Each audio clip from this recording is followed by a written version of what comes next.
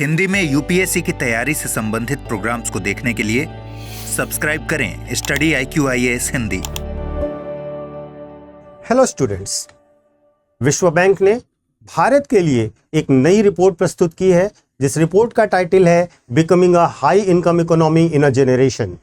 इस रिपोर्ट में कहा गया है कि भारत एक संभावना रखता है, एक भविष्य उज्जवल भविष्य की संभावना रखता है जिसके अंतर्गत वर्ष 2047 तक वह एक विकसित राष्ट्र बन सकता है।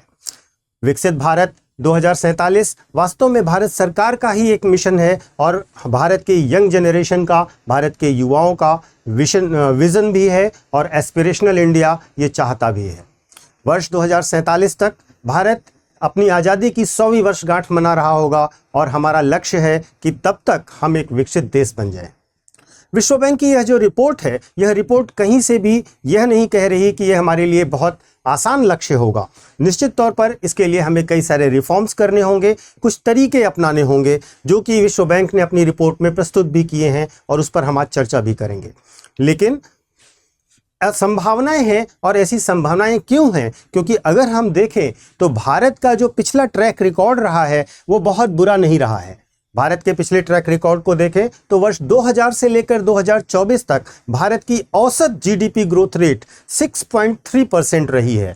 ठीक है, वर्ष 2000 से लेकर 2024 तक हमने औसतन 6.3% की ग्रोथ रेट से जीडीपी को प्राप्त किया है और विश्व बैंक की यह रिपोर्ट कह रही है कि अगले 22 सालों तक हमें 7.8% की दर से जीडीपी बढ़ानी होगी, तो हम निश्चित तौर पर हाई इनकम इकोनॉमी बन जाएंगे।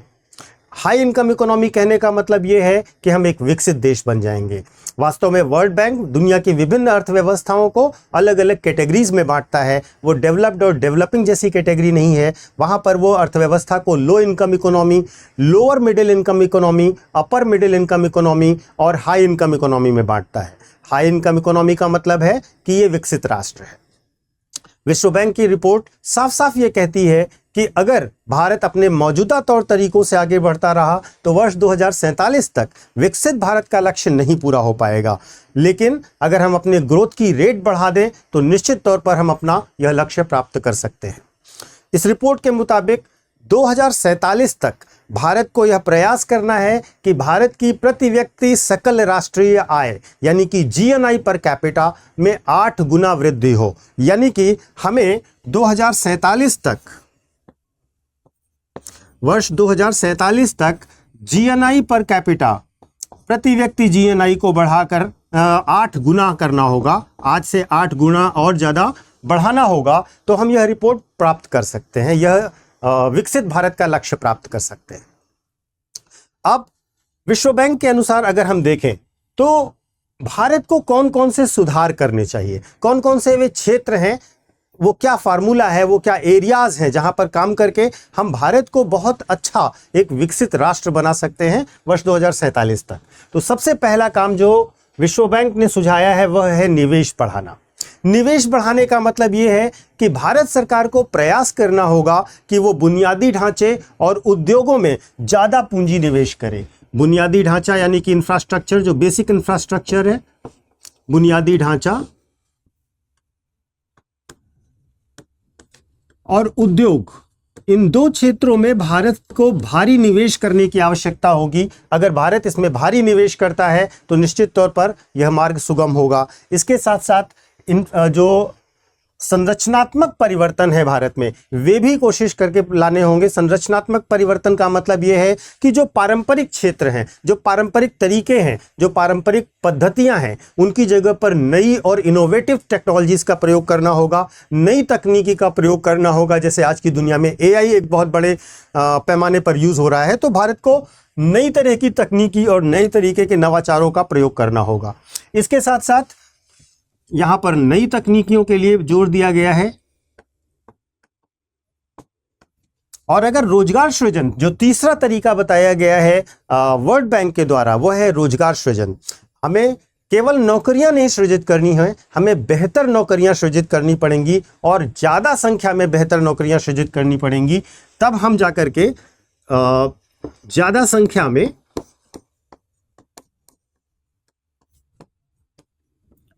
बेहतर नौकरियां सृजित करनी पड़ेंगी, तब जाकर के हम यह लक्ष्य प्राप्त कर पाएंगे। इसके साथ साथ महिलाओं की भागीदारी, श्रम में महिलाओं की भागीदारी बढ़ानी होगी। भारत में अगर हम वर्तमान में देखें तो महिला श्रम बल भागीदारी दर जो है वो 35.6% है।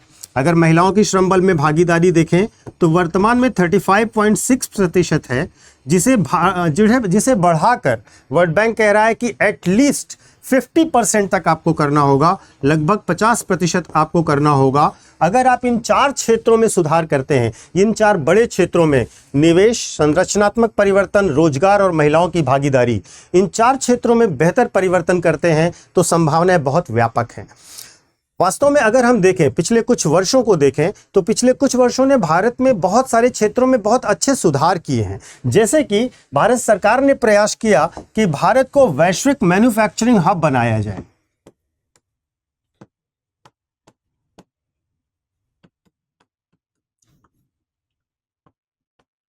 सबसे पहला और बड़ा सुधार वैश्विक मैन्युफैक्चरिंग हब बनाने का, जिसमें मेक इन इंडिया है ना, ये एक बड़ा प्रयास किया भारत सरकार ने। इसके साथ साथ भारत ने इंफ्रास्ट्रक्चर में बहुत बड़े निवेश किए हैं। पीएम गति शक्ति योजना, जिसका नाम आप सुनते होंगे, है ना, तो अवसंरचना में बहुत अच्छे निवेश किए हैं और अवसंरचनात्मक निवेश जो हैं उन्होंने बहुत अच्छे रिजल्ट्स देने भी शुरू किए हैं। इसके साथ साथ डिजिटलीकरण को बढ़ावा दिया है भारत ने, जो एक रिमार्केबल सफलता है डिजिटलीकरण।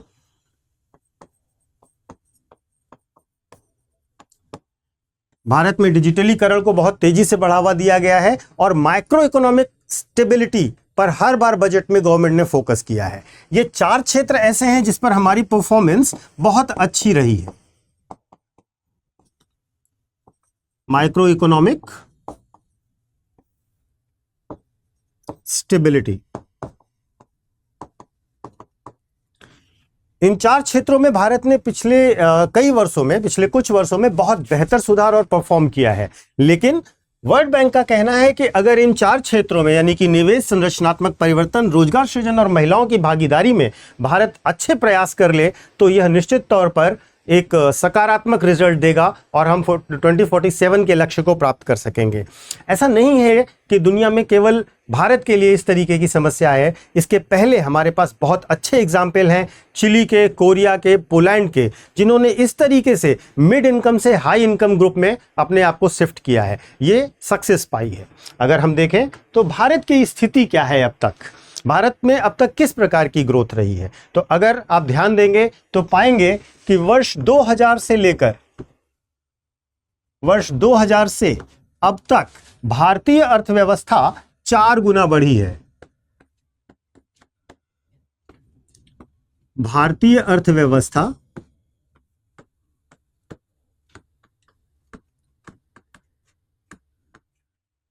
4 गुना बढ़ी है। इसके साथ साथ दूसरी बड़ी चीज यह है कि भारत की जीडीपी में प्रति व्यक्ति आय, जो जीडीपी पर व्यक्ति आय है या पर कैपिटा जीडीपी जिसको हम कहते हैं, उसमें 3 गुना वृद्धि हुई है। यानी कि भारत की पर कैपिटा जीडीपी 3 गुना बढ़ चुकी है। ये सारे आंकड़े आपके लिए महत्वपूर्ण होंगे परीक्षा के दृष्टिकोण से भी, ठीक है। वैश्विक अर्थव्यवस्था जो वैश्विक अर्थव्यवस्था में भारत का हिस्सा जो वर्ष 2000 में 1.6% था, वो बढ़ करके 2023 में 3.4% हो गया है। तो अगर हम वैश्विक व्यापार की बात करें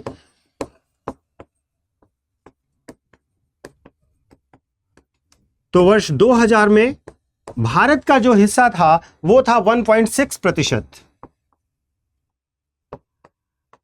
जो कि वर्ष 2023 में 3.4% हो गया है। 3.4% हो गया है। तो ऐसा नहीं है कि भारत ने ग्रोथ नहीं करी है, भारत ने एक बेहतर परफॉर्मेंस करी है और भारत के प्रोस्पेक्ट्स भी बहुत हाई हैं। एक बात और भी है जो इसमें ध्यान रखने वाली है कि भारत आज विश्व की 5वीं बड़ी अर्थव्यवस्था है। तो निश्चित तौर पर भारत के लिए ये बड़ी संभावनाओं वाला वर्ष है और अगले 20-22 वर्ष अगर भारत सही तरीके से ग्रोथ करता है तो हम ग्रोथ रेट को प्राप्त करते हुए एक हाई इनकम इकोनॉमी में कन्वर्ट हो सकते हैं। तो भारत के लिए विश्व बैंक के प्रेडिक्शंस क्या हैं, भारत किस प्रकार ग्रोथ कर सकता है और उसके क्या परिणाम होंगे, इसको लेकर वर्ल्ड बैंक ने 3 फोरकास्ट किए हैं, 3 अनुमान लगाए हैं। तो विश्व बैंक ने भारत के लिए 3 अनुमान प्रस्तुत किए हैं। पहला अनुमान क्या है? पहला अनुमान यह है कि भारत अगर सामान्य रेट से, जो वर्तमान में चल रहा है औसतन 6-6.5% का रेट से अगर ग्रोथ करता है, ठीक है, अगर वह सामान्य विकास करता है,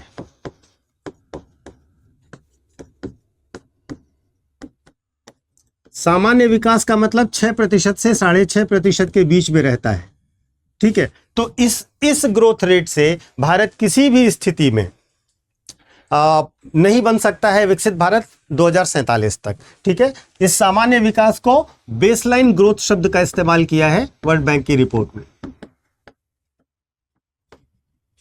अगर भारत बेसलाइन ग्रोथ पर ही रहता है, यानी कि 6 से 6.5% के बीच में रहता है, तो हाई इनकम कैटेगरी में वो नहीं जा सकता है। दूसरा, अगर वो मध्यम गति से सुधार करता है,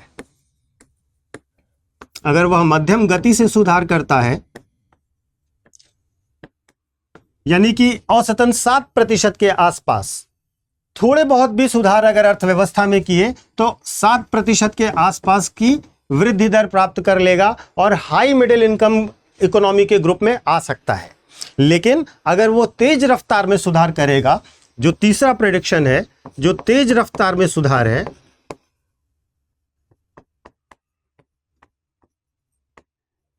अगर वह तेज रफ्तार में सुधार करता है, यानी कि 7.5% से ज्यादा, करीब 7.8% के औसत से लेकर के सुधार करता है, तो यह हाई इनकम इकोनॉमी में पहुंच जाएगा, तब यह उच्च दर वाली, उच्च वृद्धि दर वाली अर्थव्यवस्था में पहुंच जाएगा।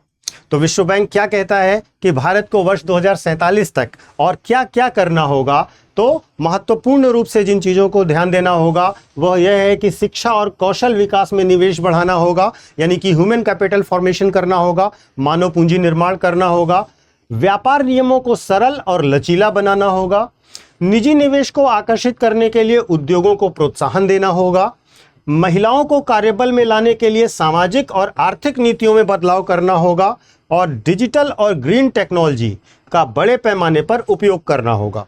ये 5 चीजें लगातार भारत को हर समय करनी होंगी। मानव पूंजी का निर्माण करिए, व्यापार नियमों को सरल करिए, साथ ही साथ प्राइवेट इन्वेस्टमेंट लेके आइए, एफडीआई, एफआईआई लेकर के आइए। महिला कार्यबल की हिस्सेदारी बहुत इंपॉर्टेंट है, महिलाओं को कार्यबल में हिस्सेदारी देना, ये अर्थव्यवस्था में एक बड़ा लॉस जनरेट करता है जब महिलाएं कार्यबल का हिस्सा नहीं होती। और डिजिटल इकोनॉमी और ग्रीन इकोनॉमी, ग्रीन टेक्नोलॉजी, इन सब का प्रयोग करना पड़ेगा। तो इन सब चीज़ों को अगर भारत वर्ष 2047 तक करता है तो विश्व बैंक का अनुमान है कि भारत 2047 तक निश्चित तौर पर एक विकसित राष्ट्र बन सकता है। देखिए, भारत ने अब तक आर्थिक सुधारों के लिए जो स्पीड दिखाई है, जो गति दिखाई है, उससे भारत की अर्थव्यवस्था को एक मजबूत नींव तो मिल गई है, एक बेहतर बेस मिल गया है। लेकिन अगर 2047 तक हमें हाई लेवल की इनकम जनरेशन वाला इकोनॉमी बनना है या विकसित भारत बनना है, तो मौजूदा सुधारों की गति को काफ़ी तेज करना होगा, एक्सेलरेट करना होगा और वैश्विक स्तर पर खुद को मजबूत करना होगा। विश्व बैंक की यह रिपोर्ट हम 2 तरीकों से ले सकते हैं, या तो इसे हम एक चेतावनी के तौर पर लें या तो इसे एक संभावना की तरह लें। तो हमारा विचार है कि इसे एक संभावना की तरह लेना चाहिए और भारत सरकार को स्पष्ट तौर पर जरूरी सुधारों की ओर आगे बढ़ना चाहिए और वर्ष 2047 के आज़ादी के जो 100 वर्ष पूरे होंगे उसमें विकसित भारत का सपना हमें पूरा करना चाहिए। धन्यवाद, थैंक यू। हिंदी में यूपीएससी की तैयारी से संबंधित प्रोग्राम्स को देखने के लिए सब्सक्राइब करें स्टडी IQ IAS हिंदी।